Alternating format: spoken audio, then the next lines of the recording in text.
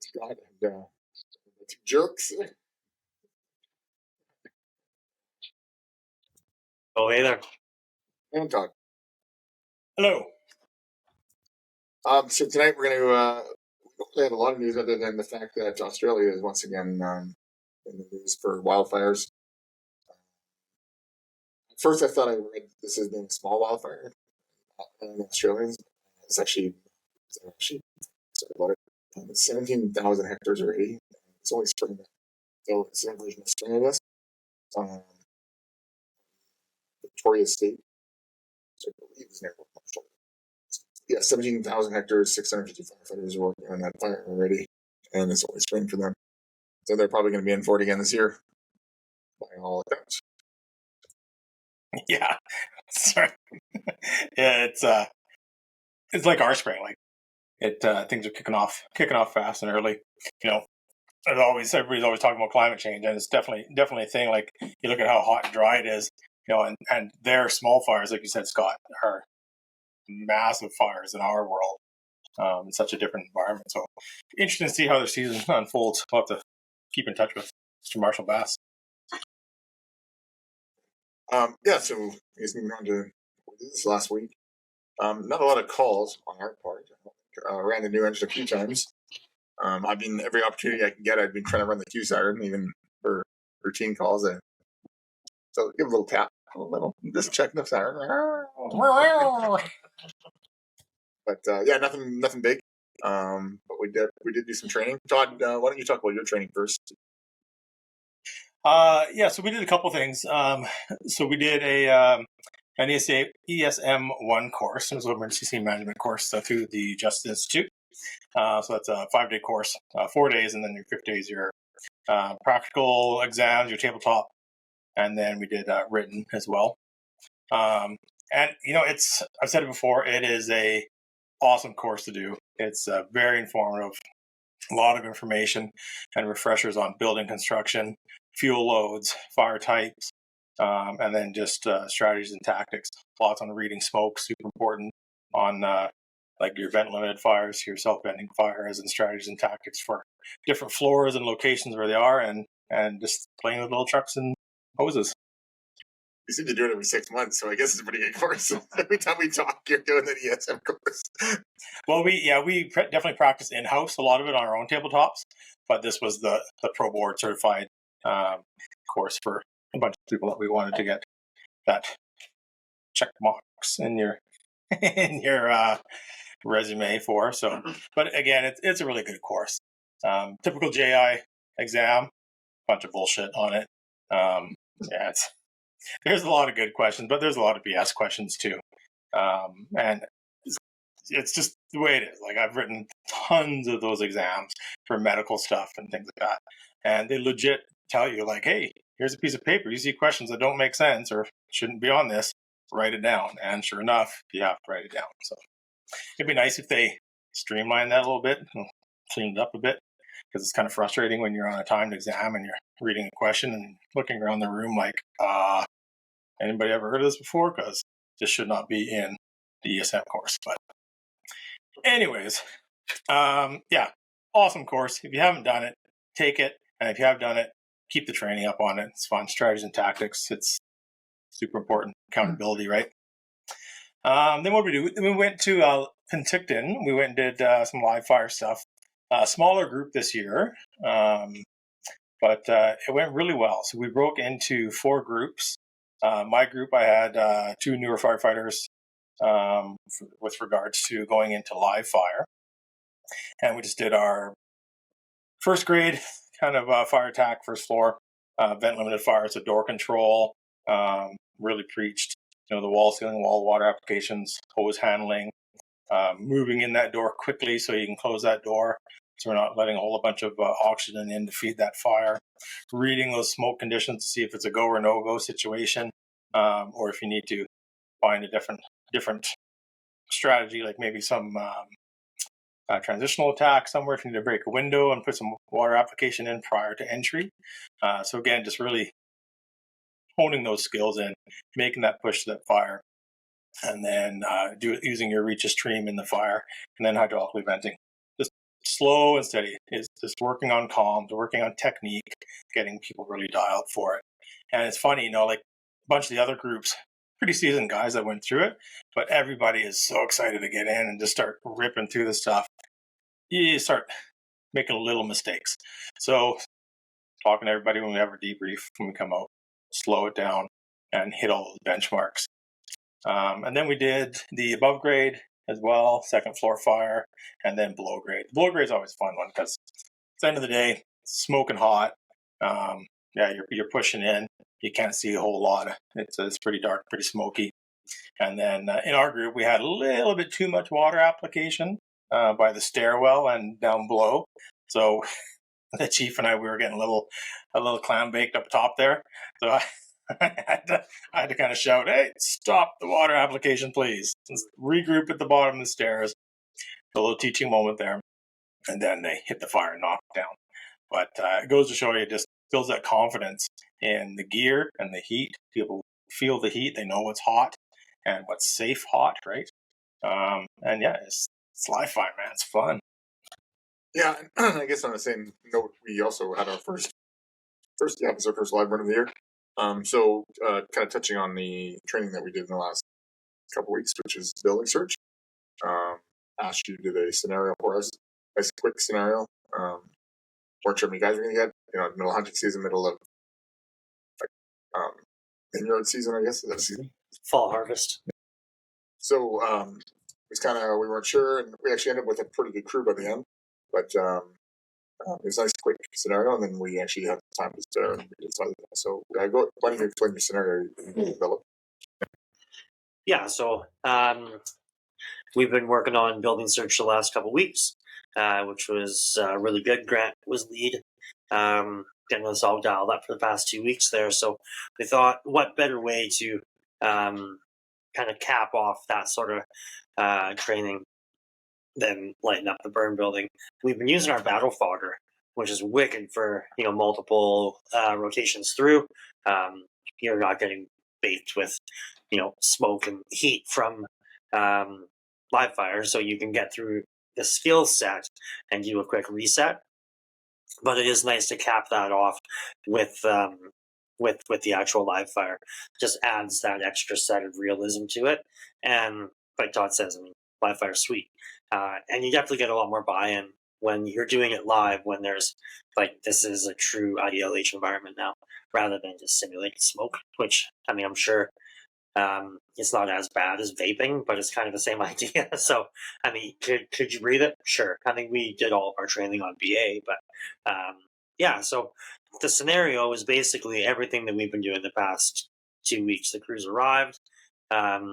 Deputy Chief was IC, came in and did a quick survey. I gave the report that we had one patient had yet to come out of the building, so we knew that they were going to have to prioritize search, getting that happening. Lines came off the truck right away. We started to do some exterior water application to reset that fire clock on the outside as a team made an entrance to go in and search for the patient. So the only thing that was different than what I initially planned for, I had one extra level that I was going to throw a live patient in there. Not in there, sorry. The thing was going to be one brother snuck out, got out the back window, but then succumbed to smoke inhalation just outside of his bedroom window, which was going to tie up a couple people for medical, just to keep a few more people active in the scenario. But when we saw that we had a few less people, it was still a really good turnout, but I think there's going to be enough room that we can not do that. Yeah, and actually, I should bring it back a little bit for our live fire trainings. Skip over a bunch of stuff, but basically, the other thing we're drilling was, like I said before, it really slowed down and hit every step of the skill set. But being that was the live fire, we're trying to basically teach a lot of the newer people all the steps because they're so excited to get in and start making that push. They're making little mistakes on the once you open that door to your live fire layout, right? Have a quick little look. Some guys were doing a little bit too much of a search in by the door and calling out and listening while that door is still open. The door is open too long, right? It is rapid. Open that door, real quick peek, have a look, close it, report back to your nozzleman, your team members, or your officer saying, hey, yeah, I don't see the fire. We got good smoke levels up here or wherever you want to say it. Yeah, I can see we're going to be making a left-hand entry or right-hand entry or what have you, right? And like you're saying, with Ash, with that battle fogger, how you guys have been training, do those skill sets dialed in that environment, and then apply that live fire. It streamlines it, I guess. Yeah, and it was really cool to see.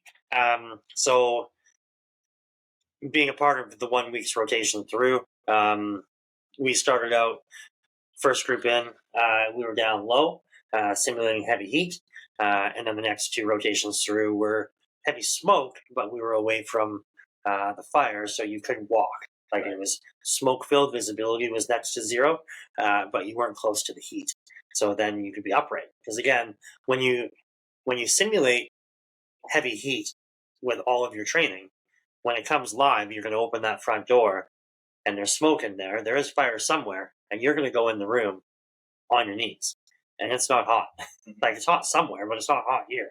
Yeah. So you get that muscle memory of, shit, I'm going into a fire, let's get low, which is great when you have to.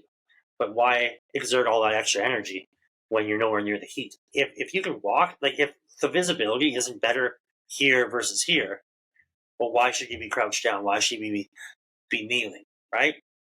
So it was cool to see guys made the push in on the scenario, got in like a step or two, and realized, hey, I can see, not bad. I'm not in the heat. I know, like, we know our burn building, obviously, so we're far enough away. We can just walk in. Keep yourself kind of hunkered down, so you're ready for whatever.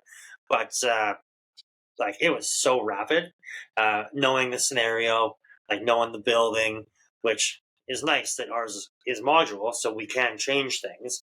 But this is kind of like our bread and butter setup. So the guys pushed in, not knowing where the patient was either. We have many rooms that it could be in. So, you have to go through the steps. And like any primary, if there's a door locked, you're not going to spend a bunch of time on that locked door if there's a door shut. Right. So some of our doors we can permanently closed, so it's not active.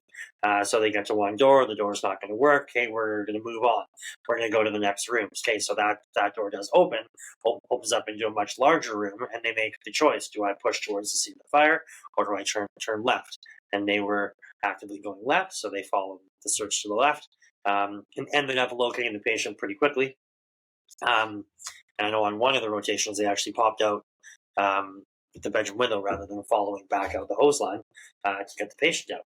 So calling for help, getting that patient out the window. Everybody backed out. The interior attack team was pushing in, gained access to the seat of fire, and extinguished the fire. I think you were dealing with them at that point. They basically said, hey, this has gone so fast, let's not extinguish the fire, right? I mean, yeah, the scenario itself was quick and easy. They just did it rapid. We actually had when we showed up, so I was a truck officer, showed up, I could see the fire pushing out of the front window that you had burning. And I got one of our younger guys on an exterior water application, which is great for him because he's a new younger like their junior firefighter. And I said, hey, because one thing he's allowed to do is exterior work. So I said, hey, perfect job for you. Just start throwing me some water in that exterior window. 2-second bursts. I said, normally in a real fire, we'd be doing longer bursts, but pallet fire, 5-10-second bursts, just to kind of knock it down because we don't want to put it right out. So he did that. While he was doing that, we set up the search team, made the fire conditions better already, just by doing that simple exterior water application. And then pretty much once the search team was ready, those guys went in, banged it off. I think we were done the whole scenario in 5 minutes, which is actually realistic. That's what it should be in a search. It shouldn't be an hour and a half long scenario to get somebody out. So then we decided, like, okay, we had the burn building burning. It's going to take a while to put it out anyway, so let's reset, do it again. So I think we got 2 additional scenarios. So yeah, I made an attack team, I made a search team, and The attack team pushed in first, hit the fire, and then the search team and hit the fire, and then hydraulically vented to try to push some of that battle fog smoke up for the guys, and then the search team would go in and search. So just like a real fire. It's kind of funny because the guys, the way I told the guys, I said the guys running the attack team, their job was to hide the dummy for the search team guys before we went for this scenario. And then the search team guys, their job was to stoke the fire for the attack team. so they're both kind of being a little competitive. One search team actually hid the dummy inside the warm room of the burn building. So the search team actually jumped over, missed it because the attack team was already in there lighting the fire. So in their mind, they're assuming the attack team would have searched, which normally would have at least done a primary search on their way in, but no one looked behind the door. So they did a primary, came out, they said no, nothing found. I said, we'll do a secondary because we know there's somebody in there. So then of course, then it'll be a competition. So then I don't know where the second time they went through, I don't know where the guys hid the dummy because the one team was kind of unhappy about it. Yeah, so in one of our rooms, it's a simulating bathroom, and we do have a couple of extra doors. So there's 3 doors that were like just set on their side. So they pulled one of the doors out a bit, put the dummy between the door. Oh. So it was like wedged between stuff, and like when you walk in, you can see it, but with that smoke going, it was right near the port of the battle fogger. There's smoke from the fire. It was pretty difficult to see. So yeah, they had to search pretty thoroughly to find it. It was neat though because you could hear. I kept walking around the outside, and I could hear them on the inside. So they got to the bathroom, and they're like, check behind the toilet, check inside the bathtub. Like, I can hear them hitting all the marks. And they're like, it's nowhere else. It has to be in this room. And they start to like bang shit around. And sure shit, they found the dummy wedge between a couple, what could be just pieces of debris or something that was knocked over, right? Yeah, and like you nailed it. Like that's why it's so important when we talk about what RIT does, right? Do that 360, continually stay mobile. Don't just hang out on the RIT tarp with your thumb in your ass, wait for something to happen. You got a job to do. Get out there, listen to what your team is doing, because you're hearing these comms. We want to know exactly where they are and start picturing what they're seeing from what we're hearing, right? And then you can have your secondary means of egress thrown, and you can have your rescue action plan ready to rock and roll. So that's awesome hearing that you're able to identify that right away. Yeah, it's really cool. From the outside, there's some clues that they were in a bathroom. Obviously, we've got the smaller bathroom window, right? But you start talking means of egress, there's nothing stopping us from making that window much, much larger. If something happened on the inside, if they couldn't get back out the way that they came, let's make that window a door. So you already have something that you can start with there. So that was one of the things that when I was chatting with the one guy that doesn't do a lot of RIT stuff, hey, like what else could be on this tarp? And you start saying, you start off simple, but let's start making it big.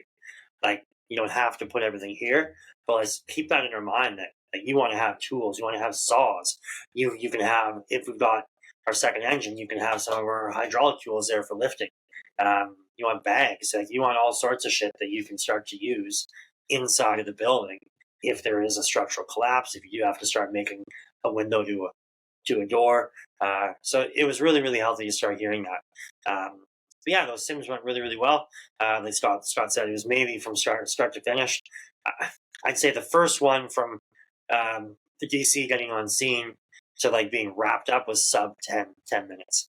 And then each other one was 5 minutes or less. It was really, really fast. Great, quick rotations. Lots of skills were definitely dusted off because not having the live fire for basically the entire summertime. It was stoked to get it going again. Yeah, and they're the newer crew too, right? So there's a lot of guys that they've only done live fire once, and now pushing them through again. They did really well. And yeah, one thing I was going to say was the kind of before the RIT team was even established on one of the second sims we did. I could hear the guys went into the search, and all of a sudden on the Charlie side, I could hear the pass alarm going off. So I guess when they were calling on the window, of course they hit the emergency button. So I walked around and I was like, oh, they were like out of the building already with the patient. And I said, "Oh, you guys didn't even call you found the patient." They're like, "Well, we tried, but like nature of the beast is like their radio channel got switched, and they were making a call, but they just made the call and went out the window." I don't give a shit if they tell me they're going to the window. Just go out the window. don't dick around with your radio when you're dealing with a patient instead of fire. Just figure it away, and they did. They went out the window. Their ladder was our new RIT ladder off their engine that we just got. It was there because someone was trying it earlier. So they were out, and before I could even figure out what was going on, they were already outside of the patient. So it was perfect. Yeah, it was really cool. So Kristen went over and threw that new RIT ladder, and as she threw it, she's looking around, and there's like our old rescue dummy that's been laying out in the dirt for the entire summertime, like he's missing limbs. It's just a piece of shit. But she's like, "Oh shit, there's a patient." So like knew right away. She's like, "I'm gonna run and tell somebody." Like, no, stop. That isn't real. She's like, "Oh, okay, sweet." So I saw that the ladder was there. Awesome, head on a swivel, having a look around. Like, it doesn't matter if somebody's been there once already. If you see something, you say it, right? So automatically wanted absolutely to relay that up, which is great. But also the guys on the inside. So before you came around and realized that they were out, they had that patient up out of the window. So it was like basically the torso was out of the window as they were getting themselves ready. So get that head out of the smoke, get it out of the building. It's going to buy you some extra time, and then you can get yourself up and out. So I was looking around, and I'm like, "Oh, sweet!" You could see the head was out before even they were out. So whether they were thinking about that or just getting it out and propped, but I think it's great. And the week before, I mentioned that. I said, when we're doing these oriented searches, as soon as you get in, you isolate that room, and you find that patient. So you call that second guy in, you isolate the room, and then you take the window as soon as you can, you take it clean. And even if there's no one there with a ladder yet, or you're not ready, just shove the patients out of the window. Because at least it gets some that fresh air. And then we can play around trying to get ladders and figure out how to rescue them in a minute. But if we can get at least their head out of the window, especially if it's the second floor or something, you can just throw them out the window. Yeah, so I'm glad they kind of took that to heart. Because we're really trying to get more into the isolate the room right away and rescue the patient. Because that's all it's about. It's not about us making a perfect radio call or doing a perfect push. Because a lot of times back in the day, we used to drag the patient back through this, follow the charged hose line back out the building. I'm like, what? They're dead. So, find the nearest room that you can isolate and take the window, go out the window. I'd like to also point out the one of our new guys. He had busted his ankle, twisted it pretty bad, and he couldn't do any interior stuff. So we said, well, you can be door control. That's probably one of the most important jobs. So we put him on door control, and he was busy because normally, like we're doing these training evolutions, it's like 2 guys go in, maybe 3, and then maybe an instructor, and then we always kind of go to them. Hey, who's in there right now? We ask them a few things like, who's in there right now? How far in are they? And have they been applying water? So all the things you can feel just by holding on the hose and visualizing people going in. Well, in this case, it was, so one attack team went in, and then the search team went in, and then 2 instructors were in. So there's like 8 people in there. And so I asked him, who's in there? He knew everybody's name. I'm like, wow. Like, he remembered. He's like, these 3 guys are on the attack team.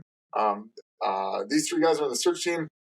There's 2 instructors, but I don't know who they're with. They're just in there. We're like, okay. And then at one point, those guys went out the window at the back, and 2 of them checked in, and one of them he didn't see that they checked. Like they gave him like a thumbs up or a peace sign or something. Mm-hmm. He thought the peace sign was that 2 of them were still in there or 2 of them were out. So he's waiting for the 3rd person to come out. So everybody gets out of the building, and he comes to us. He's like, "Hey, we're still missing one." I'm like, "Who are we missing?" He's like, "So and so," and I'm like, "Huh." And then so and so was there changing on their air cylinder. So, that was really good on him. Like, he recognized the fact that whoever went in, he didn't count them coming out. So he needed to figure out where they were. So he really took that heart. Really good. Yeah, that was the all-star moment for the night, for sure, for that position. Generally, you're like, yeah, we got 3 in. Who is it? I don't know. Scott's the officer. And, I think I've said this before. I don't so much care myself as long as I know who the lead is, because and it's going to go back to the command board of who's on your team. Right. But yeah, he knew every person, And like you said, like at one point there was 7 in plus Grant, which was like the tech. And he's like, yeah, I got 7 in, blah, blah, blah, blah, blah, and Grant. And he's one of the techs. So it was great. That's really awesome hearing that. Like that's super dialed, man, knowing all the names too and what they are, because again, like in our scenario in the live fire, what I was really reinforcing to our guys when they had that door control role was, hey, what we just talked about. How much hose is in? Did a coupler pass you? Are you onto that second 50 foot now? How many people are in? Are you feeling them flow water? You feel long, steady flow, and you see that smoke wanting to suck in? Are they venting? Like, you know, pay attention to all these things. Like, it's super, super important. And hearing that win, that's fantastic. We had another individual later in the evolutions whose door control could have been a lot better. We had to address, and it's a very important role. That's outstanding. And hearing that it's a newer member as well, that's amazing. Switched on, super switched on. Yeah, I was like new this year. That's what I mean. Not like 1 year and like meaning. But yeah, I took that job hard. So way to go. Yeah, well done. You know, and you know, back to the crew putting the patient out the window and just getting him into that fresh air. That just reinforces, you know, things happen so fast inside. You know, that's why having that RIT team right away and having people kind of roving and paying attention and having, hopefully you'll have an ISO or a safety officer involved right away. But sometimes those initial 5 minutes of that fire, those things aren't going to be set up yet. So by having that RIT crew immediately doing that 360, they can be watching for those things. So then they can identify right away if they need to do that grab and pull that guy out from that first floor, or identify second floor window, get that ladder up ASAP. Yeah, because I mean, any grabs that we're going to be doing, it's going to be within that first 10. So, Todd, you didn't train anything else? Sorry, say again? Training wise, you didn't train anything else? No, so we just did, we did do another one. We did 3 tours through some of our high occupancy buildings as well. And that's always, it's always interesting. Every time I take my group through these resorts, we always talk about strategies and tactics, where you're going to be parking the engines, where you're going to be throwing ladders. So the one resort, for example, the backside of the building, beautiful landscape, pools and fences and awnings and pergolas and all that stuff, but not firehouse friendly, right? Like if we got to be throwing ladders, all that shit's in the way. So it's quite challenging when you start talking about secondary means of egress to a second floor or third floor. And then some of our fourth floor and fifth floors we can't access because we don't have a ladder truck yet. So yeah, we always, every time I send my group through, we're always constantly talking about strategies and tactics, best way ins, looking to isolate those rooms, for example, find that safe zone, and then we can establish a rescue from there if needed. So yeah, we did a bunch of tours through that stuff. It's always fun because you always find stuff where they're not supposed to be, right? There's garbage cans stashed in front of the FDCs and shit like that. But yeah, it's pretty interesting. But I think even just going back to the live fire training we did, each group that we went through, everybody had a different task. So we weren't just kind of all waiting in line to go in and do the interior ops stuff. So the second group would be running IC. You know, one group would be in rehab, and then our other group would be the RIT team. And that's exactly what we're doing, was going around and identifying, okay, what are your RIT roles? Okay, where would you throw a secondary means of egress? This. Okay, hey, we need to make another window or door. What are we doing? Right? What tools would you want out? Like you were saying, like, hey, we might need some heavier equipment here. So depending on your type of structures, right, kind of front load your RIT tarp with the tools you'll need for that type of structure, versus we're in a grocery store or a different steel building or a brick building or something. You know, now we may be really wanting that second alarm or mutual aid coming, because if something happens, now we're going to need some heavy equipment, heavy tools to pull people out, and more people. Because we know for one firefighter down to rescue somebody in a RIT scenario, it's going to take 12 to 14 firefighters to pull that person out. And you still have to attack the fire. You still have to have fireground ops to be running all that. So it takes a lot of people. And so we revisited a lot of that conversation, even in our ESM course, was early mutual aid, right? If we're not having that manpower, what do you do? Because classic ESM style, everything is your first alarm call, you got 3 engines showing up with 4 guys per truck. Well, it's not realistic. So you look at that model of how it really happens in our departments.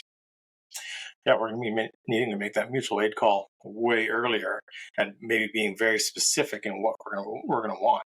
Hey, dispatch, I need second alarm, and I need mutual aid from this department and this department. I only have 6 guys on the fire ground. I need 8 guys, 2 engines, or an engine and a rescue from Oliver.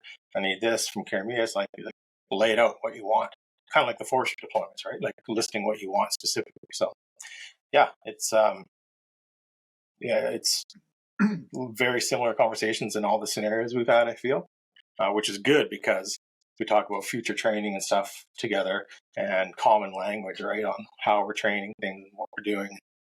And even coming forward, so our next practice coming up, the officers, we're all getting together for a meeting, and we're going to just kind of fine line our command boards on common terminology and what we're identifying on the boards, and just proper, not proper radio terminology, but just common terms. So we're all calling things the same, because sometimes you'll ask somebody, hey, what does fire struck mean? Oh, it means fire's out. Well, does it, or does it not? Right? So one person might think it means it's out, but it's not. So yeah, just to button up that kind of communication stuff. So yeah. Nice. I saw you mentioned forestry a second ago. Ash, you guys went to do a engine boss course out in middle of winter. Not quite winter yet.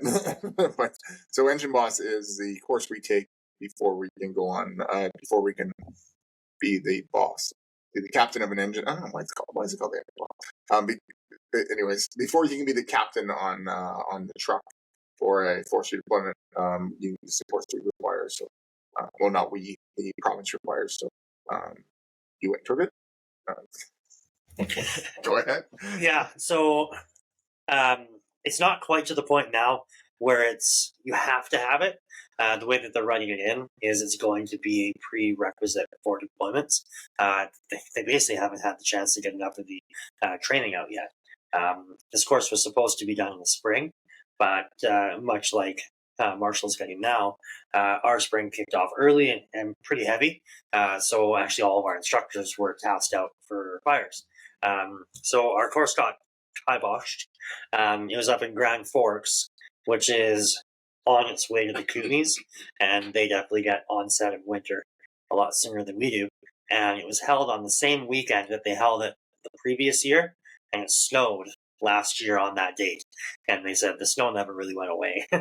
So we were super lucky to get the weather that we did. It was beautiful, clear blue sky. It was chilly, but we were still out there doing the work. So a group of 4 of us went up on a Friday night. We kind of went back and forth. Do you go Friday night or do you go early Saturday morning? The team building is always really good. So it was Rob and myself, and then Glenn and Mike, a couple of our senior firefighters. It was a really good building environment. Had some really healthy conversations on the hour-and-a-half drive up there. Uncomfortable hour-and-a-half drive up there in the engine. But get into town, check in.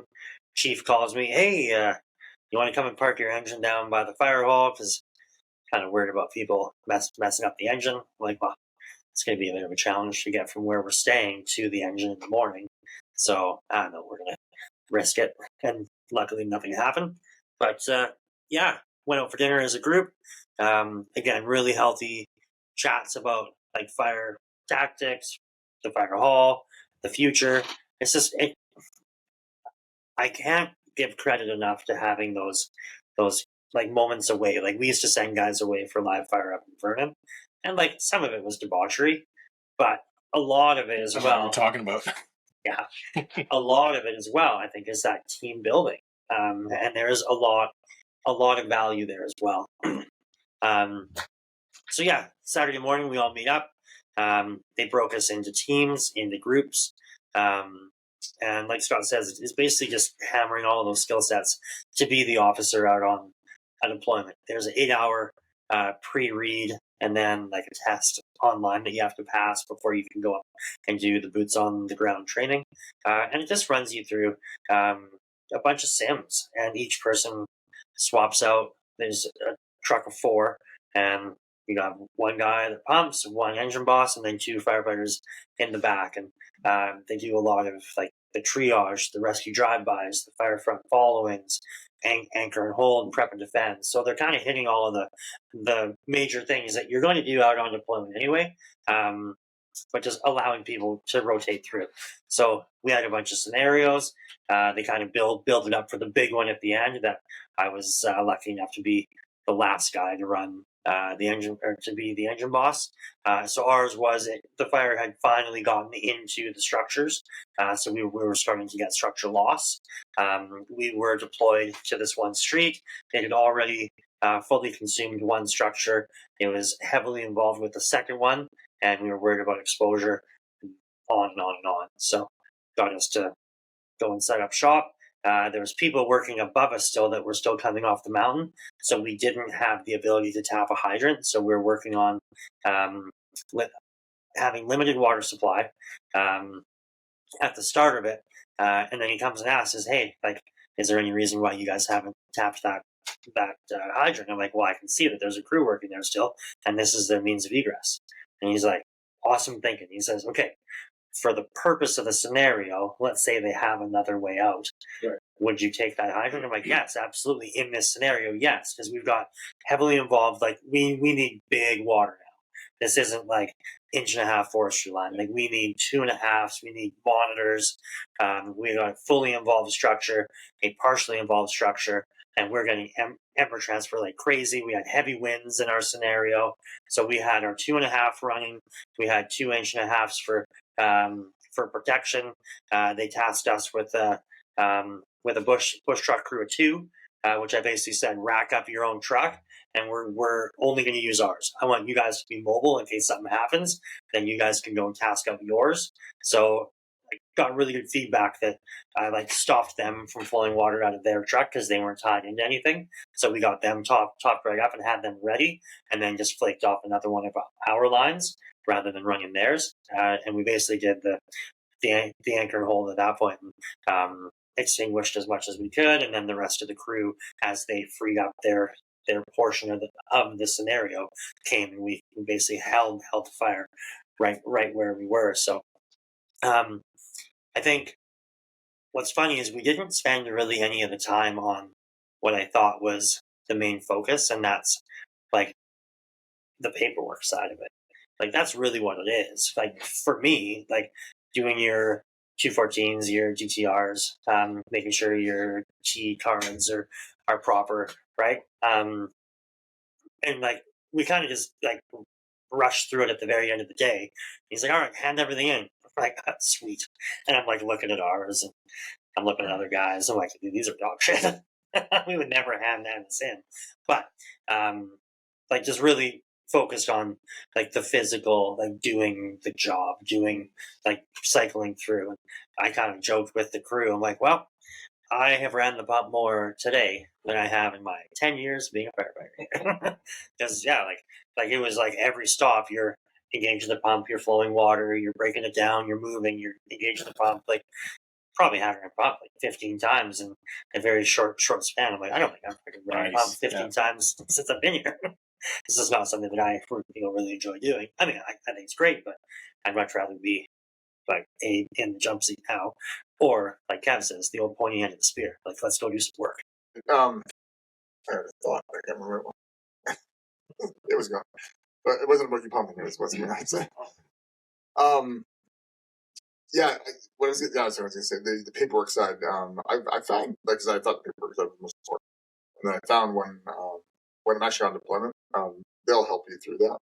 There's nothing urgent about it. They're just like, "Hey," they're not like, "You dumbass."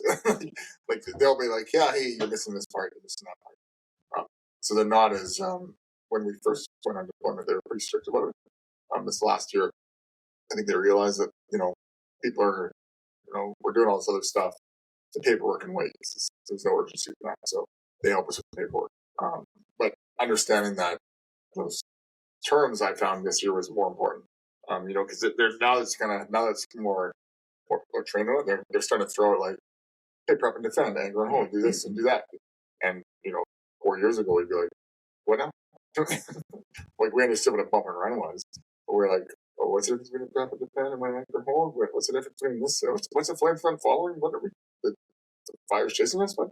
Like, so there's all these terms that they use, and I think that's what the best part about that particular engine boss course, because I think each scenario has, like, we're doing one of those things every time, right? Every cycle.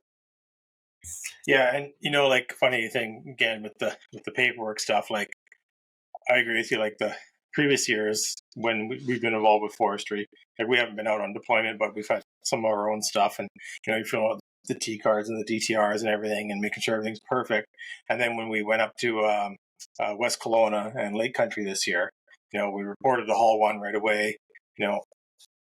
Finally got some marching orders and started doing the T cards and stuff with the one officer. Then quickly we got booted out to another operational area, and they didn't have any of that. So I'm like, okay, go on using IC boards and tags, truck tags. They're right back to our normal bread and butter stuff, right?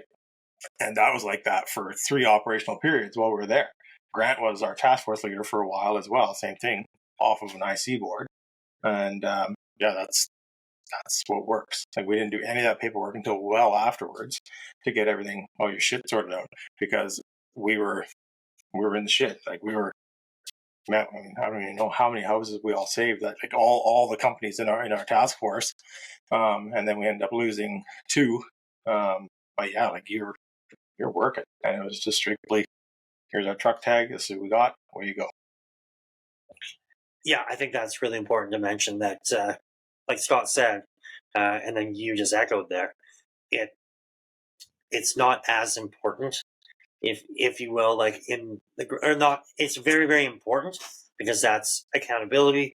That's how people get paid. And then in the event of a loss, be it structure or equipment or whatever, that's how you can trace it. So it's very important, but it's not pressing, like, at this instant. And generally, you won't see that coming into play on the first operational period, maybe even the second.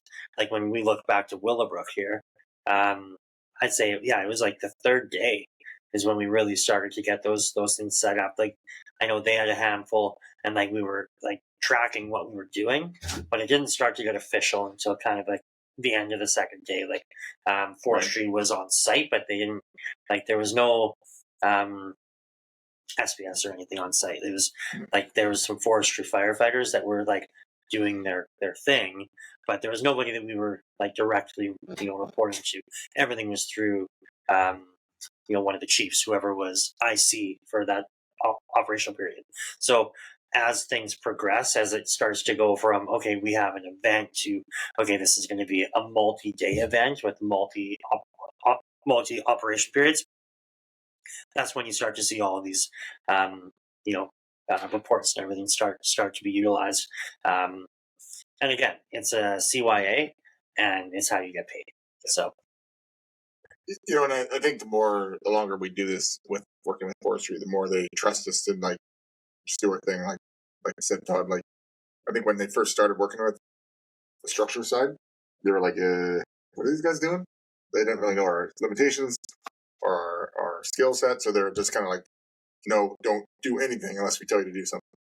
Now they're like, okay, the structure guys know what they're doing, so I think they're more almost like, yeah, just go do your thing and tell us when you're done your thing, and then we'll pay you. Yeah, I agree. I mean, the freedom of where we went and what we did was huge, right? You just take off and do your thing and report back if you found something that you needed more support with, or if they'd contact you if they needed you, send you somewhere more pressing. That was kind of it. Nice. Any more? Shoutouts. Shoutouts. Yeah, Modus. Claim to fame is going to be their snagger tool, which we all use, love. There's also a rescue strap, or the rescue strap, the radio strap, sorry, that Todd's taken to demo now, and Scott and I both cycled it through. Big fan. That's Ash's dog he is. What? I think Ash's dog should on. Yeah, no. I just used it. got a lot of use on my week, I guess. You see Todd's playing around with the X gloves there. They're on the version 2.0 of those now, so further development. But we are loving ours. They're awesome. Tons of other pieces of kit that you can get from them. Force entry, passive entry, lots of textiles. So check them out on their social medias. Check them out on ours. If you like what you see, which you should, GTF5 gets you 5% off your order. DTF. I think you said DTF. GTFF5. DTF. I don't know what you're getting 5% off, but All right, Todd, stop the bleed. Stop the bleed, very important. 3 methods of major hemorrhage control: tourniquet, direct pressure, and wound packing. No particular order. Use what is going to work and what is more pressing at that moment. Carry a good tourniquet. Hemostatics, fantastic if you want to buy them. If not, you can use any sort of gauze, roller gauze, shirt, whatever, right? Go to stopthebleed.org or .ca, and also on our YouTube, you can see us. We put on some course content as well for that, and find out if you want to become an instructor. Ash Wolf 3 Coffee. yeah, Wolf Tree out of Oliver, BC. They're an amazing coffee company, local. It smells amazing when they're roasting. I'm driving home and I always text one of the owners there. And I'm like, roasting day? He's like, oh yeah, baby. Smells awesome. Tastes great. They got a bunch of blends. One that we're pretty partial to, the Initial Attack blend. We worked with them, came up with our own deal there, and every pound sold, they donate. What is it again? $2 to the Honor House Society. So,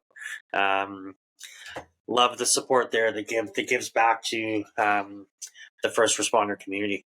So amazing that they are, they're not firefighters, they're not in first responder lineup, but working with us, they were super awesome to jump on board and offer that for our seminar, and they've been doing it since. So check them out on their socials, wolftreecoffee.com, and they're on Facebook and they're on Instagram, and they will ship for a minimum order. I don't know what it is, but lots of cool stuff there. They've got some swag too, which I'm not wearing today, but they got some cool shirts that they're selling. I think they're going sweaters and hats next, so check them out. Nice. And then we got Tanner Olson, who's currently, I don't know if he's living in Nashville, but he's always in Nashville now. So he's doing a bunch of stuff in Nashville, which will be good. I guess that's how you get your foot in the door and country music.